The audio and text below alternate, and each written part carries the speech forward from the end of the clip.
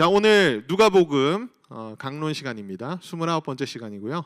누가복음 12장 35절부터 59절까지의 말씀입니다. 지혜 있고 진실한 주님의 청지기라는 제목으로 우리가 함께 이 시간 말씀을 더 연구하는 시간 가지도록 하겠습니다. 오늘 예수님께서 제자들을 향해서 준비하고 있으라는 말씀을 시작하십니다.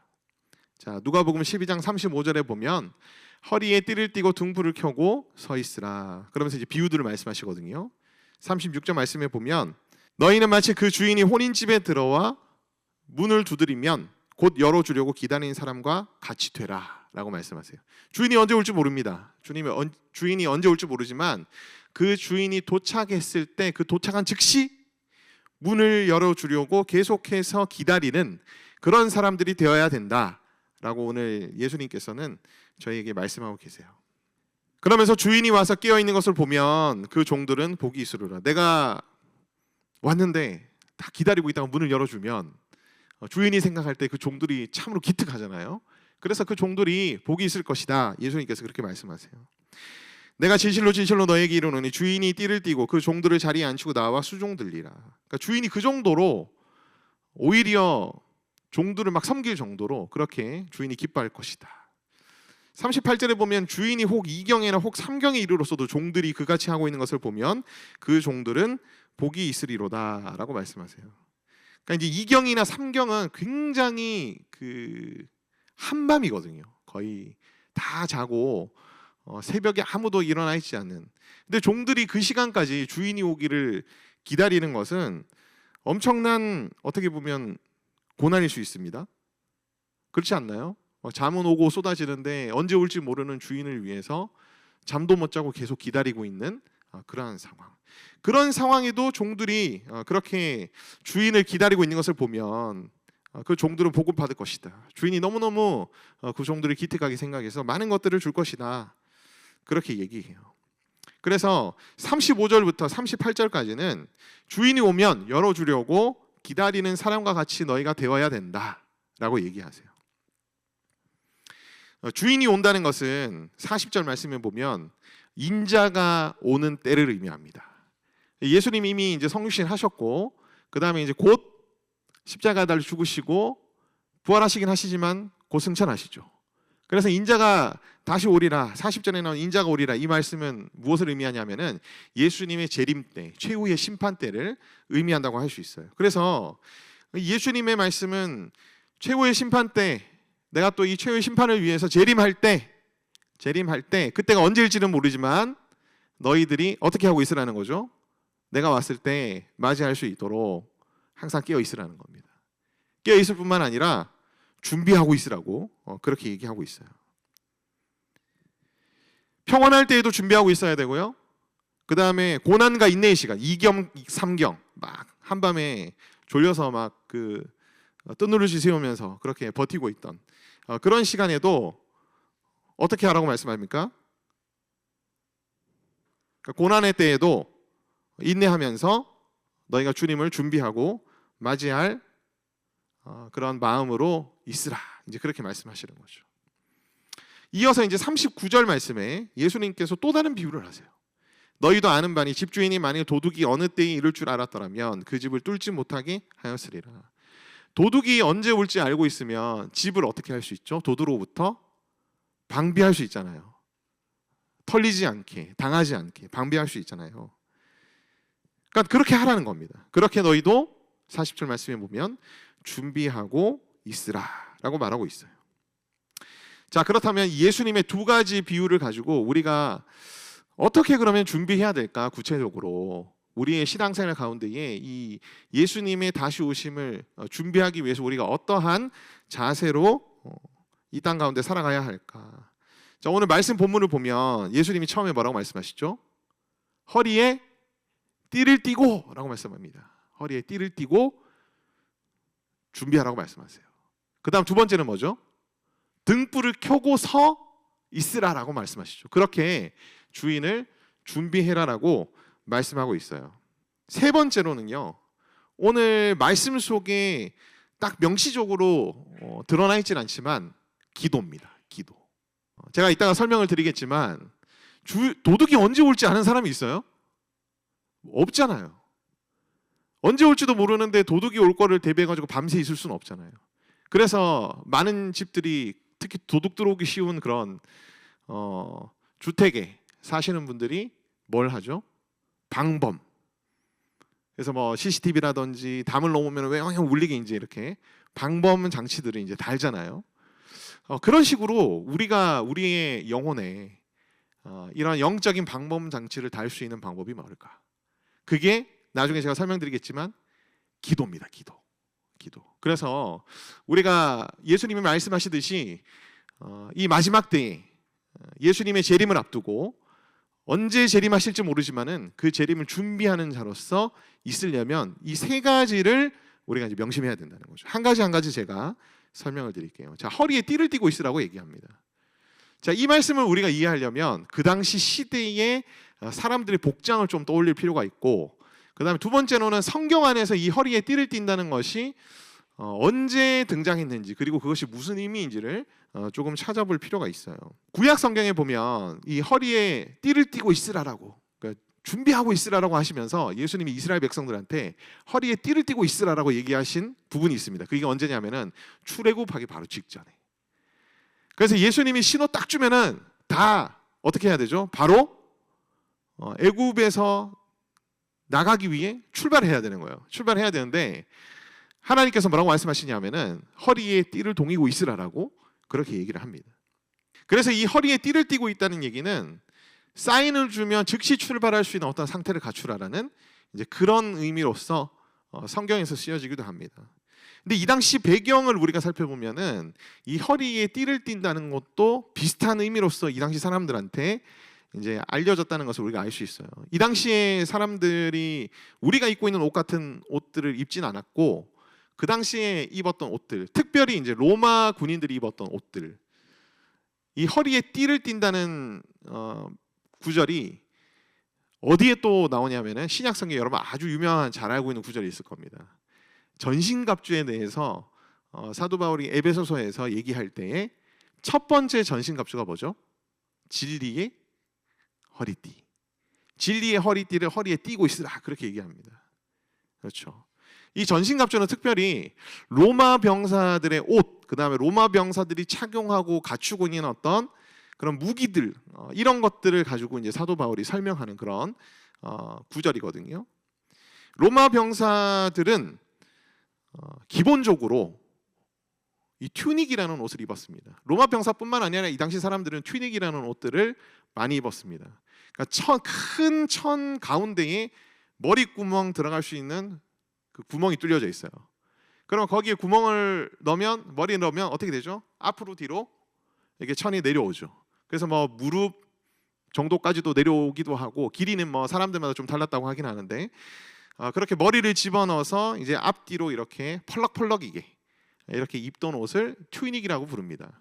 자, 이렇게 머리 구멍에만 딱 넣으면 천이 이렇게 축 펄럭입니다. 근데 이 상태로 여러분 움직이면은 굉장히 어떨까요? 기동성이 굉장히 떨어지겠죠. 뭔가 군인들 같은 경우는 즉시 출발하기도 어렵겠죠. 그래서 이 튜닉을 착용하고 난 다음에 로마 병사들은 반드시 이렇게 함께 착용해야 될 중요한 그런 부분들이 뭐였냐면 띠였습니다. 띠, 허리띠. 그래서 이 허리를 딱 동여매면 어떻게 될까요? 이제 이 옷이 팔도 나오고, 그죠? 그다음에 딱 동여매니까 다리에 펄럭이지도 않고, 그래서 즉시 이제 움직일 수 있는 어떤 그런 상태가 될 수 있죠. 그리고 이 허리띠에는 아주 중요한 것들을 또 달 수도 있었습니다. 이것도 이제 지금 현대의 군인들이랑 비슷해요. 여러분 그 군대 갔다 오신 분들은 여기 탄띠라 그러죠. 탄띠가 이제 허리띠 역할을 하는데, 허리띠에 뭘 걸 수 있습니까? 오만 거 다 겁니다. 수통부터 시작해서 칼부터 시작해서 뭐 권총을 착용하는 군인들은 이제 권총까지 이제 다 걸 수 있죠. 이 당시도 마찬가지였어요. 로마 병사들도 이 허리띠에 뭔가 끈 같은 걸 달아가지고 칼이라든지 여러 가지 이제 장구들을 매달 수 있는 그런 장치가 되어 있었습니다. 그래서 이 허리띠의 의미가 뭐냐? 즉시 움직일 수 있고 즉시 기동할 수 있고 출동할 수 있는 준비를 갖춰 놓는 것. 그게 이제 이 허리에 띠를 띠고 있으라는 성경의 용례의 의미예요. 근데 이 허리에 띠를 띠고 있는 것은 뭐에 해당된다라고 얘기하냐면 진리에 해당돼요. 진리와 관련이 있다. 그렇게 얘기합니다. 그래서 바울은 진리의 허리띠라고 얘기하거든요. 진리의 허리띠로 허리를 동인 자. 무엇을 의미할까요? 이 진리는 다 우리가 어디서 찾죠? 진리라고 하는 것들은 우리 그리스도인들은 다 어디서 진리를 찾습니까? 어디서 진리를 찾아요? 아마 이성교제 하는 친구한테, 실현당한 친구한테 우리가 뭐 진리란답시고 시간이 해결해 줄 거야, 시간이 이야기하라고 얘기해 준다면 그건 진리일까요, 여러분? 아마 세상 사람들이 얘기하는 진리일 수는 있겠지만 우리 그리스도인들이 입으로 발설해야 될 진리는 아닙니다. 누가 해결해 주시는 거죠? 하나님께서 해결해 주시는 거지. 시간이 해결해 줄 거야 얘기하면은 그거는 그리스도로서 좀 빵점이에요. 별로 좋은 권면자는 아닙니다. 그러니까 우리 그리스도인들은 모든 진리라고 하는 것들을 어디에서 찾아야 되죠? 성경에서 찾아야 해요. 성경. 하나님의 말씀 속에서 그 진리를 찾을 수 있어야 되는데, 진리로 허리띠를 동일 수 있는 자들은 어떤 사람들이냐 하면은 하나님의 말씀을 가지고 진리를 분별해낼 수 있는 사람들, 또 하나님의 말씀 속에서 진리를 찾을 수 있을 정도로 말씀을 보는 눈과 안목이, 통찰력이 갖춰진 사람들이 바로 누구냐 하면 진리로 허리띠를 동인 자들입니다. 하나님 말씀 사모하고 하나님 말씀 속에 진리를 찾으려 하고, 또 이런 시간들을 통해서 또 말씀 속에서 진리를 분별해내는 그런 능력들을 기르는 것은 우리 지금 시대를 살아가고 있는, 악한 세대를 살아가고 있는 우리들에게 있어서 매우 중요한 시간이 아닐까라는 생각이 들어요. 우리 모두 진리의 허리띠를 띠고 주님 오심을 예비하고 준비하는 그런 은혜 주시기를 소망합니다. 아멘. 자, 두 번째로 등불을 켜고 서 있으라라고 얘기해요. 등불은 성경에서 뭐와 관련이 있죠? 말씀과 관련이 있습니다. 방금 전에 진리의 허리띠가 하나님 말씀과 관련이 있는 것으로 제가 말씀을 드렸는데, 이제 이 말씀을 들고 서 있으라는 말은 뭐죠? 등불을 들고 서 있으라. 등불이 말씀이라면 그 말씀을 다른 사람들한테 어떻게 해야 되죠? 비춰야 합니다. 서서 비춰야 돼요. 그래서 말씀을 내가 다른 사람에게 가르치거나 전하는 사람이 되는 것, 그것이 바로 말씀을 켜고 서 있는 자들, 등불을 켜고 서 있는 자들을 의미하는 것이다 라고 여러분들이 그렇게 생각하시면 되겠습니다. 그래서 여러분, 말씀을 나아가서 진리의 허리띠를 메고 난 후에 나아가서 말씀을 여러분들이 또한 가르치고 전파할 수 있는 그런 사람들도 되시기를 소망합니다. 자, 세 번째로 우리가 준비하고 있는 자가 되려면 기도예요. 기도. 이 기도. 제가 제일 저 스스로 부족하다고 생각하는 기도. 제가 왜 이 기도를 예수님의 재림을 준비하는 데서 중요한 것으로 꼽냐 하면은 예수님이 39절 말씀을 하셨기 때문입니다. 만일 도둑이 어느 때에 이룰 줄 알았더라면. 도둑은 언제 온다고 절대 예고하지 않죠. 하지만 도둑이 오는 것을 늘 어떻게 할 수 있을까요? 영적인 차원에서는 감지할 수 있습니다. 그 감지할 수 있는 우리에게 주신 무기가 뭐냐? 바로 기도입니다. 7번째 전신갑주예요. 7번째 전신갑주가 바로 기도입니다. 그래서 에베소서의 이 전신갑주에 대한 말씀을 보면 특히 기도에 대해서는 깨어있는 것과 관련이 많아요. 깨어있는 것. 우리가 깨어있는 자가 되려면, 우리 깨어있어야지 예수님을 준비할 수 있는 자가 되지 않습니까? 깨어있는 자가 되려면 기도를 해라. 기도라는 전신갑주를 너희가 갖추어라 라고 그렇게 성경에 기록이 되어 있습니다. 그래서 이 기도는 첫 번째로 어떤 기능을 하냐면은 레이더 같은 기능을 해요. 여러분 중에 뭐 게임 좋아하시는 분들은 뭐 배틀그라운드 같은 거 해보신 분이 있습니까? 뭐 혹은 여러 가지 모바일로 여러분들이 게임을 하시다 보면은 작은 창이 나타나서 이렇게 적들이 오는 위치나 방향을 알려주는 그런 그 모션들이 있는 걸 여러분들이 혹시 아시나요? 뭐 그런 게임들을 해보신 분들은 아마 아실 거예요. 그러니까 그런 레이더 역할을 하는 거. 근데 그게 우리가 영적인 차원에서 뭐라고 성경에서 기록하냐면은 기도라고 얘기합니다. 우리가 기도를 하면 할수록 도적은 누구죠? 사탄입니다. 이 사탄이 어디에서 어떻게 어느 방향으로 공격을 해오는지에 대해서 감지할 수 있는 예민함과 민감함이 생깁니다. 그래서 바울은 너희가 갖춰야 될 전신갑주 중에서 하나가 바로 기도기다, 그렇게 얘기합니다.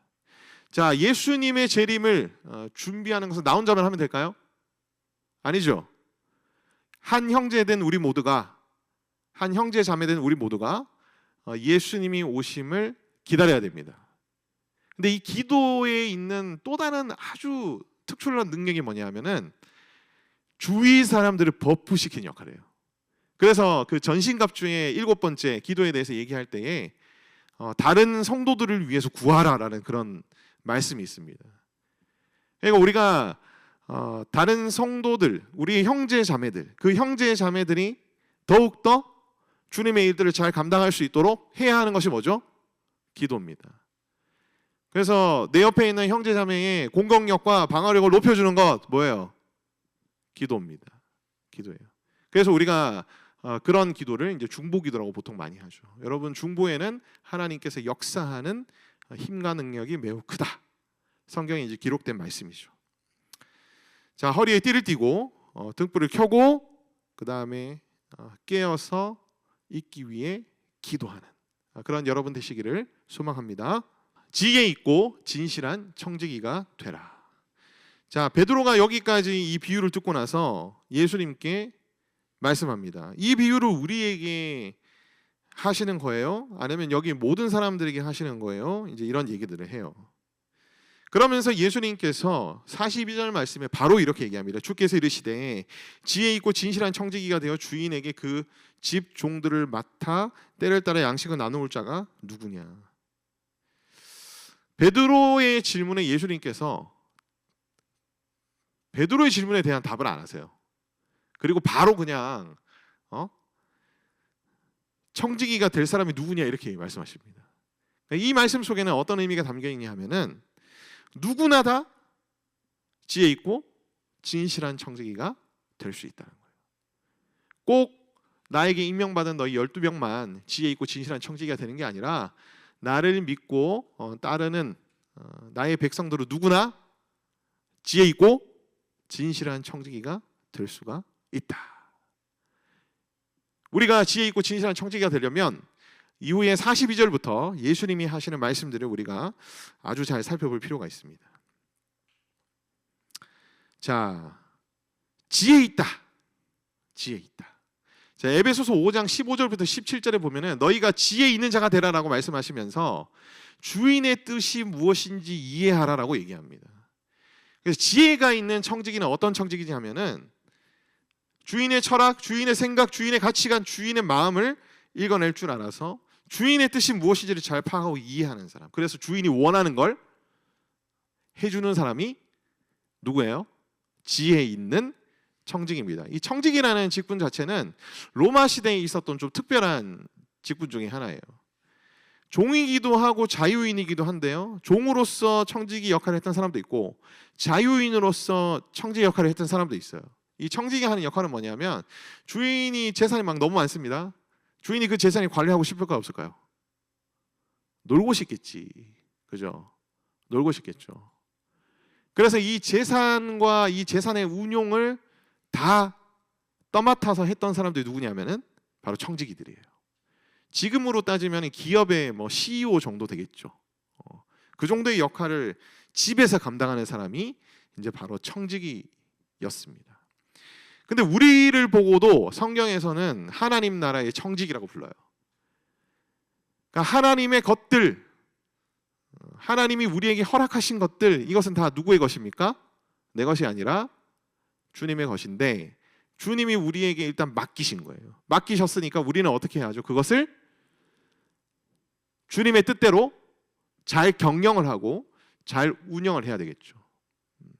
그 우리가 이제 청지기라고 얘기하는 그 개념입니다. 근데 우리가 지혜 있는 청지기가 되려면 이게 다 주님의 것이니까 이 주님의 것들이 어디에 쓰여지고 어떻게 나눠지고 그런 거는 다 주님의 생각이 있고 주님의 뜻이 있을 거 아니에요. 근데 우리가 청지기가 됐는데 주님의 뜻은 무시하고 온데간데 없이 그냥 내가 하고 싶은 대로 내 마음대로 내게 맡겨진 것들을 쓰다 보면은 이제 악한 청지기가 되는 겁니다. 최근에 제가 기사 보다가 한 연예인이 이렇게 10년 동안 믿고 이렇게 함께 일했던 그 매니저한테 완전히 배신당한 기사를 읽은 적이 있습니다. 얼마가 새 나갔는지 알 수가 없대요. 알 수가 없을 정도로 엄청나게 많은 그 재정적 손실을 이제 떠입었다고 그렇게 얘기를 하더라고요. 이 연예인은 자기를 또 위해주고 자기의 뜻도 뭐 잘 이렇게 파악하고 이해해서 움직여주는 친구인 줄 알았는데, 그래서 뭐 자기 뭐 계좌를 맡겼을 수도 있겠죠. 자기가 벌어들인 돈들이 다 이제 관리하는 관리자로서 이제 그 매니저를 세웠는데 그 매니저가 중간에서 다 삥당한 거지. 이제서 10년 만에 발각이 돼가지고 막 그게 이제 기사화되는 것을 제가 본 적이 있어요. 악한 청지기죠. 악한 청지기. 자, 우리가 지혜 있는 청지기가 되려면 하나님의 뜻, 하나님의 마음, 성경적인 가치관, 그것이 뭔지를 우리가 잘 파악하고 그것을 이해하고 주님의 뜻대로 우리에게 맡기신 것들을 사용하는 것이 굉장히 중요하다. 자, 지혜 있으면서 또한 진실한 청지기가 되라라고 그렇게 얘기하고 있습니다. 이것을 위해서는 이제 45절, 46절 말씀을 좀 볼 필요가 있는데요. 만일 그 종이 마음에 생각하기를 주인이 더디오리라 하여 남녀 종들을 때리며 먹고 마시고 취하게 되면 생각하지 않는 날 알지 못하는 시각에 그 종의 주인이 이르러 엄히 때리고 신실하지 아니하는 자의 받는 벌에 처하리니라고 얘기합니다. 신실하지 않는 사람이에요. 신실하지 않는 사람은 주인이 언제 올지 생각 안 하고 그냥 자기 멋대로 주인의 것들을 탐닉하고 자기 멋대로 하고 싶은 대로 주인의 것들을 쓰는 자들, 그런 사람들이 바로 신실하지 아니한 자라고 오늘 얘기하고 있습니다. 반대로 그러면 진실한 자는 어떤 자를 의미할까요? 자기 뜻대로 자기 마음대로 하지 않고 눈속임이나 눈가림이 아니라 항상 마음을 다해서 주인의 뜻대로 감당하는 자들, 그런 자들이 바로 누굴까요? 진실된 청지기라는 것입니다. 자, 예수님께서는 그래서 너희가 다 청지기인데, 하나님의 백성이 된 자들은 다 청지기인데 특별히 어떤 청지기가 되라? 어떤 청지기가 되라? 지혜 있고 진실한 청지기가 되라. 뭐 신학을 하고 목회자만이 지혜 있고 신실한 청지기 아닙니다. 아무리 목회자가 되더라도 지혜 없고 신실하지 못한 청지기가 될 수가 있습니다. 여러분들 다 마찬가지로 지혜 있고 진실한 청지기가 될 수가 있다. 그걸 여러분들이 꼭 기억하시길 바라요. 어떻게 하면 우리가 지혜 있고 진실한 청지기가 될까는 제가 뒤에 가서 다시 나누도록 하겠습니다. 자, 이어서 이제 말씀을 좀 나눌 텐데, 자, 주인이 이제 질책을 하겠다라고 얘기합니다. 악한 청지기에 대해서는 질책을 하겠다. 그래서 47절 말씀에 보면 이렇게 말씀하고 있습니다. 주인의 뜻을 알고도 준비하지 아니하고 그 뜻대로 행하지 아니하는 종들은 많이 맞을 것이다. 그런데 알지 못하고 맞은 일을 행한 종은 적게 맞을 것이다. 이런 말씀을 하세요. 와, 이 말씀을 듣자마자 여러분 마음속에 어떤 마음이 드시나요? 그럼 난 적게 맞기 위해서 주님의 뜻을 모르기 위해 최선을 다해야 되겠다. 그런 마음이 들었다면 제가 감히 단성할 수는 없지만 여러분 안에 믿음이 없을 수도 있습니다. 우리 안에 믿음이 있다면 당연히 우리가 소망하는 바는 뭐가 될까요? 많이 맡은 자가 되고 싶어야 되는 게 정상이죠. 그게 정상입니다. 글러먹은 사람은 그러면 주님의 뜻을 덜 하는 사람이 돼야지. 그러면 나중에 덜 맞겠지. 그렇게 생각한다는 것이. 그러나 진짜 구원 얻는 믿음을 소유한 사람이라면 그렇게 생각하지 않을 겁니다. 어떻게 생각할까요? 내가 혹시 악한 청지기처럼 행하고 있는 부분은 없는지 자기를 늘 점검할 거예요. 그렇죠? 그리고 개선하기 위해서 열심히 최선을 다할 겁니다. 내가 더 나은 청지기가 되어서 더 많이 받고 더 많이 맡은 청지기가 될 거야. 그렇게 생각할 거예요. 여기 계신 분들은 절대로 글러먹은 하나님의 백성 되지 않기를 소망합니다. 아멘. 뭐 우리가 이제 미성숙하고 믿음이 굉장히 약해져 있는 상황 속에서는 이런 생각을 할 수도 있어요. 주님의 뜻을 그럼 모르고 살면서 난 덜 맞아야지 이렇게 생각할 수 있겠지만은 결코 이런 생각은 올바른 생각은 아니다 라는 것을 여러분들이 꼭 기억하시길 바라요. 자, 지혜 있고 진실한 청지기가 되려면 그러니까 자기의 자기 생각 그 다음에 자기 욕구를 내려놔야 됩니다. 포기해야 됩니다. 이거 쉽지 않습니다. 우리가 많이 이제 나누는 그런 내용들 중에 하나인데 자기의라고 이제 통칭해서 성경에서 얘기하거든요. 자기 마음대로 자기 멋대로 자기 욕구대로 자기 만족을 위해서 하는 그런 이기심, 개인주의 이런 것들을 다 이제 자기의라고 이제 통칭해서 얘기를 하는데 우리는 자기의를 내려놓고 어떻게 할까요? 하나님의 의를 따르는 자들이 되어야 되겠죠. 그래서 우리가 지혜 있고 진실한 청지기가 되려면 자기 자신에 대해서 좀 잘 알 필요가 있습니다. 나의 의가 무엇일까? 그걸 잘 아는 사람이 되어야 될 필요가 있어요.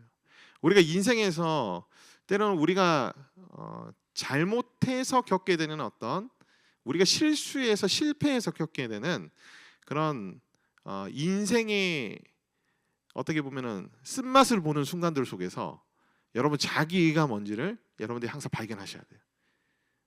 그때 우리가 자기의가 뭔지를 발견할 수 있거든요.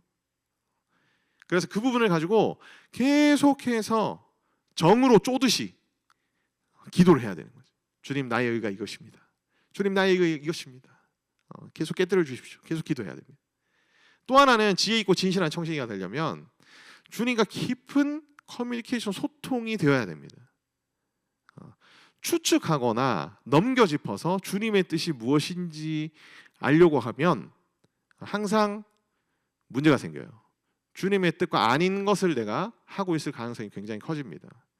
그러니까 항상 소통해야 됩니다. 물어봐야 됩니다. 주님과 커뮤니케이션이 계속 오고 가야 돼요. 커뮤니케이션 하는 방법은 말씀과 기도를 통해서 하는 겁니다. 말씀과 기도를 통해서. 무조건 여러분 많이 물으세요. 모르겠으면 물으세요. 무조건 물어야 됩니다. 근데 이 잘 묻는 사람이 사실 일상생활 속에서도 이렇게 상대방은 좀 귀찮아할 수는 있지만 더욱더 어떻게 보면은 상대방의 니드에 잘 맞춰줄 수 있는 그런 행동들을 할 가능성이 크거든요. 마찬가지로 주님의 뜻대로 우리가 살아가려면 주님께 계속 많이 물어봐야 돼요. 물론 물어보면 뭐합니까? 주님께서 뭐 대답도 안 하시는데 이렇게 얘기할 수 있어요. 근데 그것도 우리의 문제예요. 사실. 그러니까 우리가 주님이 말씀하고 있는 것에 대해서 캐치하지 못할 정도로 지금 영적으로 굉장히 연약한 상태이자 미성숙한 상태일 수 있기 때문에 주님과 소통이 안 일어나는 경우도 있습니다. 그게 굉장히 퍼센트적으로 봤을 때 굉장히 커요. 그래서 우리는 두 가지 기도해야 되는 거지. 주님한테 무조건 물어봐야 돼. 물어보면서 한편으로는 우리가 간구해야 될 게 뭐죠? 주님의 뜻을 주님이 알려주실 때 내가 그것을 캐치하고 이해할 수 있는 영적인 성숙함을 주님 내게 허락해 주십시오. 우리 그것도 같이 기도해야 돼요. 항상 같이. 불을 던지러 오신 예수님. 이어서 예수님께서 이렇게 말합니다. 내가 불을 던지러 왔노니 이 불이 이미 붙었으면 내가 무엇을 원하리요. 49절 말씀부터 이게 무슨 내용이지? 라고 이제 할 수 있는데 불이 뭔지 살펴보면은 심판을 의미합니다. 이 부분에 대한 내용들을 베드로 후서에다가 아주 상세하게 잘 설명해가지고 써놨어요. 베드로 후서 3장 3절부터 10절에 보면은 이 베드로가 마지막 때에 불과 같은 어떤 심판 속에서 우리가 이제 어떻게 행해야 될지에 대해서 아주 상세하게 기술하고 있는 내용들이 있는데 아마 예수님께서 하신 이 비유들을 떠올리면서 베드로 후서에 그 기록들을 남겼을 것이다 라고 이제 해석하는 학자들도 많이 있습니다. 거의 내용적으로 봤을 때 비슷한 부분들이 많아요. 자, 그래서 베드로후서 3장 3절부터 13절, 특히 이제 12절 보면은 그날에 하늘이 불에 타서 풀어지고 물질이 뜨거운 불에 녹아지려니와, 그날은 이제 최고의 심판 날입니다. 예수님 재림하실 때. 그래서 이 예수님이 말씀하시는 내가 불을 던지러 땅에 왔노라라는 이 말씀은 내가 심판하기 위해서 땅에 왔다라는 이제 그런 의미로도 우리가 이해할 수 있습니다. 예수님이 구원하러 오신 거 아니에요? 근데 예수님이 구원하시겠다는 말은 동시에 반대로 심판받을 자도 있다는 얘기이기 때문에 심판하러 오신 것도 맞습니다. 자, 예수님께서 이렇게 말씀하시죠. 이미 불이 붙었으면 내가 무엇을 원하리요? 이 부분이 해석적으로 좀 난해한 구절이긴 한데, 근데 뭐 이런 해석도 있고 저런 해석도 있을 수 있는데, 이 맥락 속에서는 우리가 이제 살펴보면은 이 예수님도 이렇게 기다리기 답답하다는 어떤 그런 말씀을 하시기 위해서 지금 이 얘기를 하시고 계시다라고 우리가 해석할 수 있거든요. 내가 심판하러 이 땅에 오긴 했는데 그 심판이 지금 최후의 심판 때까지 가야 심판이 끝나는 거잖아요. 그렇죠? 그러니까 내가 불을 던지러 왔다. 그러니까 심판하기 위해서 왔는데 이 심판이 끝나려면 아직 기다려야 된다. 그 얘기를 하시는 거예요. 근데 예수님은 빨리 심판하고 싶으셔. 왜요? 이 심판이 더뎌지면 더뎌질수록 그 안에서 핍박받고 박해당하기 때문에 자신의 자녀들이. 그래서 빨리 심판을 끝내고 싶은데 이 심판이 더디 이제 진행이 되는 이유가 분명히 있습니다. 여기도 이제 베드로후서 3장 3절부터 10절에 보면 나와요. 하나님께서 더 많은 영혼들을 구원하시기 위해서, 더 많은 자들이 회개하고 돌아오도록 하시기 위해서 심판을 더디 행하신다라는 그런 말씀이 있습니다. 그러니까 이런 큰 목적 속에서 이 최후의 심판이 늦춰진다는 표현이 적절할까요? 아무튼 최후의 심판이 아직 임하지 않은 그런 상황 속에서 예수님은 나는 심판이 빨리 있기를 원하는데 이 심판이 지금 당장 이루어지지 않고 있어서 나도 답답해, 이제 그런 얘기를 하시는 거예요. 나도 기다리고 있어, 이런 얘기를 하시는 거예요. 50절에 이제 비슷한 얘기를 합니다. 나는 받을 세례가 있는데 그것이 이루어지기까지 나의 답답함이 어떠하겠느냐. 예수님이 조금 더 이제 본심을 얘기하시죠. 예수님이 이미 세례 요한으로부터 세례를 받으시고 난 뒤입니다. 그래서 이제 이 세례는 아마 물 세례, 그런 문자적인 의미의 세례를 의미하는 것이 아니다라는 것이 성경 해석학자들의 공통된 견해입니다. 그렇다면 이 세례가 무엇을 의미하는 것일까? 영적 세례를 의미할 텐데요. 이 세례의 영적 의미는 뭐냐면은 죄 씻음 받는 것을 의미합니다. 우리가 다 죄 씻음 받고 우리의 죄 문제가 해결된 날이 언제죠? 바로 예수님께서 십자가에 달려 죽으실 때입니다. 그때. 그래서 예수님이 받을 세례 그때는 언제냐면은 이제 십자가에 달리셔서 우리의 모든 죄를 대신해서 죽으시는 그때를 의미해요. 근데 그것이 나는 빨리 이루어지기를 소망해. 그래서 난 너희들이 구원 가운데로 나갈 수 있도록 그렇게 빨리 해주고 싶어. 근데 벌써 30년이 지났고 공생의 기간도 지금 뭐 계속 지나고 있고 빨리 했으면 좋겠는데 그것이 이루어지기까지 나의 답답함이 어떠겠느냐. 그렇게 이제 예수님께서 말씀하고 계시는 거예요. 그러면서 예수님께서 51절부터 53절까지 이런 말씀하세요. 내가 세상에 화평을 주려고 온 줄 아느냐. 내가 너희에게 이르노니 아니라 도리어 분쟁하게 하려 함이로다. 마태복음에서는 내가 세상에 화평을 주려 온 것이 아니라 검을 주러 왔다. 이제 그렇게 얘기를 하세요. 아니 예수님 우리 보고 화해하고 늘 화평하라고 얘기하시면서 우리한테 검을 주셨다는 말은 뭔 말입니까? 자, 이것은 우리한테 검을 줬다는 얘기가 아니고요. 누구한테 검을 줬다는 얘기죠?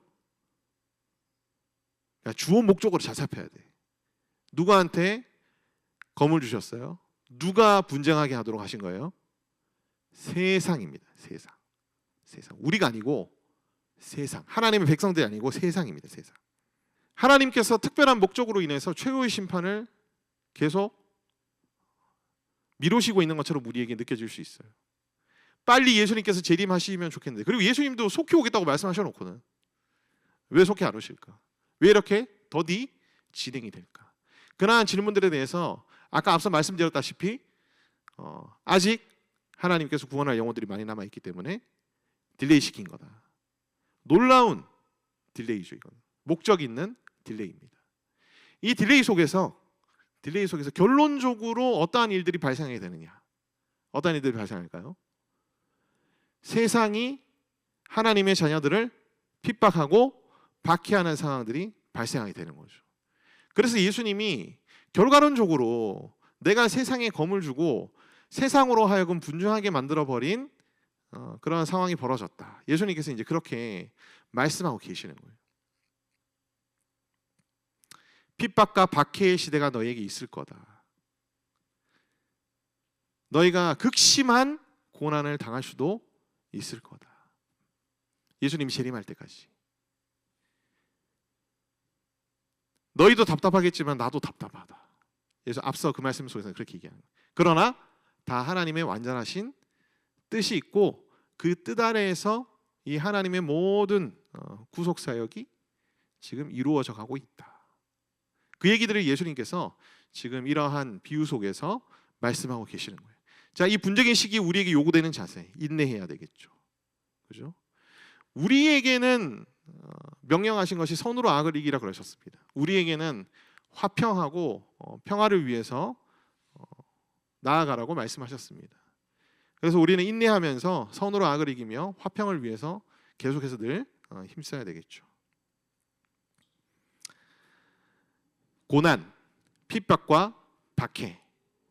핍박과 박해에 대한 정의를 조금 더 확장해서 여러분에게 소개해드리면 존 스토트는 핍박과 박해에 대해서 이렇게 정의 내렸습니다.